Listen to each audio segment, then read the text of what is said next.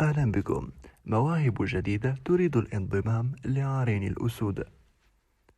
مباشرة بعد خوض المنتخب المغربي نهائيات كأس العالم 2022 بقطر، ظهر عدة لاعبين بأوروبا يريدون الانضمام لصفوف المنتخبات الوطنية، مثل شاهين فان بومين الظهير الأيمن لأياكس أمستردام الهولندي صاحب 18 سنة فقط، وإلياس بن صغير موهبة موناكو صاحب 17 سنة فقط، ومعه إلياس حسني لاعب باريس سان جيرمان صاحب 17 أيضا، ناهيك عن إسماعيل صباري نجم أيندهوفن الهولندي، ومعه بن جمان بوشويري لاعب سان تيتيان الفرنسي، وشادي رياض مدافع برشلونة الإسباني، وإبراهيم صلاح جناح جينة البلجيكي.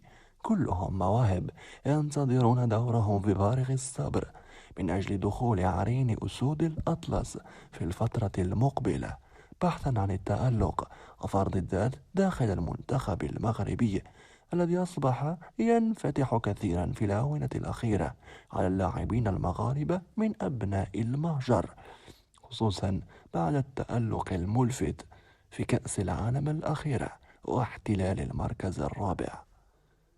نذكر أن المواجهات القادمة للمنتخب الوطني المغربي ستكون عبارة عن مباراة ودية في مارس القادم، وبعدها في يناير 2024 هناك كأس إفريقيا بالكوديفوار. إلى هناك نقول لكم دمتم سالمين.